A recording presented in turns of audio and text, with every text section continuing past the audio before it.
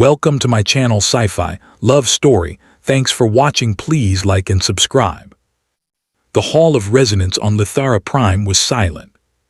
Not the calm silence of peace, but the sharp, uncomfortable silence of fear. More than 10,000 Lithari nobles stood in perfect rows, their crystal-woven robes glowing softly under the floating lights. No one spoke. No one moved. At the center of the hall stood High Matron Sarilith, heir to the Lithari dominion. Her skin shimmered faintly blue beneath the lights, her long white hair braided in the traditional style of sacrifice and duty.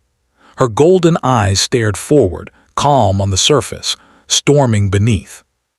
Today she would marry a human. The war between the Lithari dominion and humanity had lasted 93 years. 93 years of burned worlds. 93 years of shattered fleets. 93 years of dead billions. Neither side had truly won. Neither side could afford to continue. So the elders had chosen an ancient solution. A binding union. Sarilith had agreed without protest. She had been raised for duty, not happiness. If her life could stop another generation from dying, she would give it willingly. But she had expected the humans to send someone important. A fleet admiral. A legendary general. A political titan. Someone who looked like the price of peace. The great doors at the far end of the hall began to open. A deep metallic sound echoed through the chamber. Sarilith felt her pulse tighten. The figure who walked inside was disappointing. He was human, clearly. Medium height. Short dark hair. Plain black uniform. No medals. No rank markings. No escort. He walked alone. A quiet ripple of whispers spread through the hall. That's it. They send this. He looks like a maintenance officer. Is this an insult? Sarilith kept her face neutral, but inside, heat burned through her chest. The human stopped several steps before her and bowed his head slightly. High Matron Sarilith, he said calmly. My name is Daniel Mercer. Thank you for accepting this union. His voice was steady, respectful, almost gentle. She studied him closely. His eyes were dark, unreadable. His hands were rough, scarred in ways that spoke of old injuries, not ceremonial training. He stood with a stillness that felt practiced, learned through long experience. You are unadorned, Sarilith said carefully. Yes, Daniel replied. That was intentional. The ceremony was brief. Words were spoken. Blood was exchanged. Documents were signed. Just like that, the war ended. The feast afterward was magnificent and painfully tense. Lithari nobles watched Daniel as if he were a dangerous animal sitting politely at the table. He ate slowly, thanked the attendants, and ignored the hostile stares completely. Sarilith found herself irritated by his calm. Did he not understand how much he was being judged? Later that cycle, in the private chambers overlooking the crystalline gardens, Sarilith finally spoke without ceremony. Why did humanity send you? Daniel stood near the balcony, looking out at the glowing city below. I volunteered. That explains nothing, she snapped. You are not a leader, you carry no honors, no symbols of power, you look ordinary. He turned to face her. Power does not always look impressive, he said quietly. She narrowed her eyes. Is that a threat? No, Daniel replied, a warning. Before she could respond, the entire palace shook. A thunderous explosion ripped through the night. Alarms screamed. Red lights flooded the chambers. A guard burst through the door, panic written across his face. High Matron, the Zurith Purity Front has launched an assault. Thousands of troops, orbital ships are descending. Sarilith's blood went cold. The Zurith were extremists. They believed peace with humans was heresy.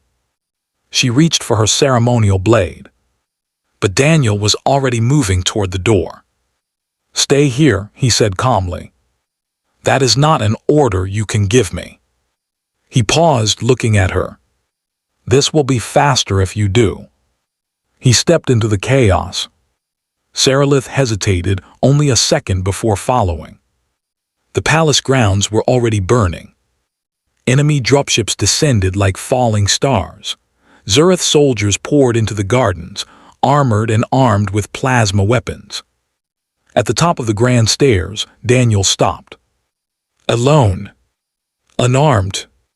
The Zurith soldiers laughed. Then they opened fire. What happened next shattered everything Sarilith believed about reality. Daniel moved. Not fast. Perfectly. Plasma bolts missed him by millimeters as he stepped between them like he had already seen the future. He reached the first soldier, twisted the weapon free, and disabled him with a single controlled strike. Then another. And another. He did not roar. He did not rage. He dismantled. Armor failed. Weapons changed hands. Soldiers fell before they understood they were already defeated. Sarilith watched in frozen horror as one human erased an army's momentum. This was not strength. This was control. By dawn, the Zurith assault was broken. Daniel returned to the palace steps, uniform torn, a thin line of blood on his cheek. "You should rest," he said softly. "Tomorrow will be difficult." She stared at him. "What are you?" He considered the question. "Tired," he said, "and hoping we never have to do that again." Over the following weeks, the galaxy learned the truth.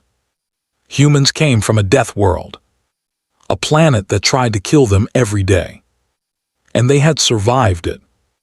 Daniel Mercer was not special. He was restrained. That was why humanity had sent him.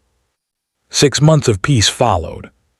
Then the galaxy decided humanity was too dangerous to exist. 3 empires united. 30,000 warships assembled. One target, Earth. The High Council panicked.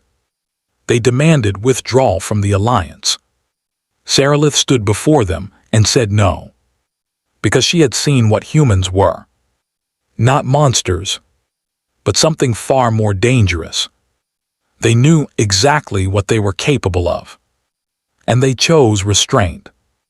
Until they were forced to stop choosing. The galaxy reacted to the announcement with fear. 30,000 warships. 3 ancient powers. One goal. End humanity forever. The Tri-Imperial Coalition believed speed would save them. They believed overwhelming force would prevent resistance. They believed humans would panic, fracture, and beg for peace. They were wrong. On Earth, the message reached every city, every station, every colony. No speeches were made to inspire hope. No lies were told.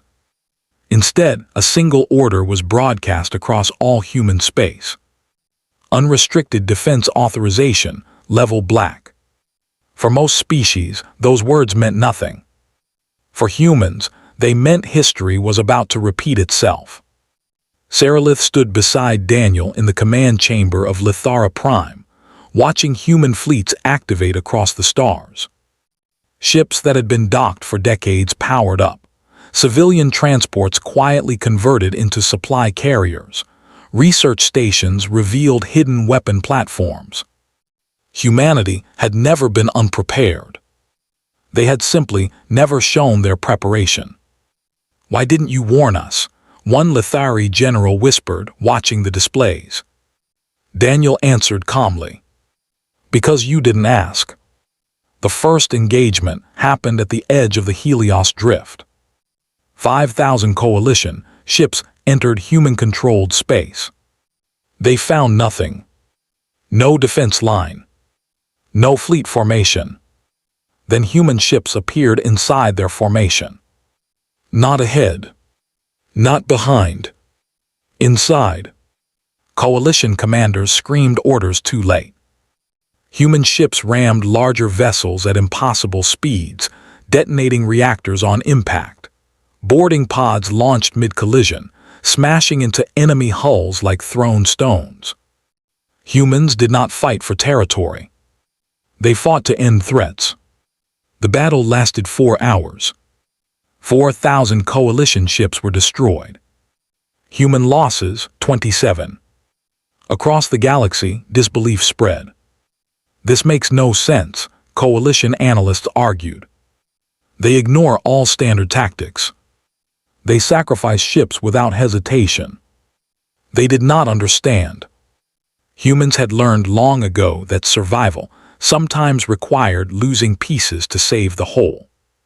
On the third day, the coalition escalated. They targeted civilian colonies. Cities burned. Stations shattered. That was the moment humanity stopped restraining itself completely. Daniel watched the reports silently. Sarilith saw his jaw tighten. "They crossed the line," she said. "Yes," Daniel replied, "now it ends." Humanity unleashed weapons they had sworn never to use except in extinction-level events. Gravitational lances folded enemy fleets into themselves. AI-controlled hunter swarms tracked fleeing ships across light years. Human cyberwar units collapsed entire command networks in seconds. Coalition admirals realized too late that they were not fighting a young species. They were fighting survivors. On the 7th day, the coalition tried negotiation. A broadcast reached all channels. "We surrender," the message said, "cease fire." Humanity did not answer immediately. Instead, they finished destroying the last active warfleet. Then Admiral Naomi Reyes appeared on every screen. Her voice was calm. "You attacked our civilians. You attempted extermination. We will not erase you, but you will never threaten us again." Terms were dictated. No debate. No revisions. The coalition accepted. Because refusal meant extinction. The war ended on the 11th day. Not with celebration. With silence. Sarilith stood beside Daniel on the observation deck of Endara Station, watching damaged ships drift away to be repaired. "You could have destroyed them completely," she said. Daniel nodded, "Yes." "Why didn't you?" He thought for a long moment. "Because if we become what we fear, we lose more than the war." She studied him carefully. "You were built to be a weapon." "Yes. But you choose not to be." Every day. The galaxy changed after that war. Borders shifted. Doctrines were rewritten. Humanity became something new. Not rulers. The line no one crossed. Years passed. Sarilith and Daniel's marriage, once a symbol, became real. They walked gardens together. They argued politics late into the night. They learned each other's silences. She never forgot what he could do. He never wanted to be reminded. One evening, as twin stars set beyond the palace, Sarilith asked the question she had carried since the first night. "If peace lasts, what will humans become?" Daniel smiled faintly. "Gardeners," he said, "teachers, builders." "And if peace ends?" His eyes darkened, not with rage but certainty. "Then we'll survive, like we always have." Sarilith reached for his hand. For the first time, she did not feel fear. She felt trust. Because the most dangerous thing in the galaxy was not a human who loved violence. It was a human who understood it and chose restraint. And the galaxy would remember that lesson for generations. The end.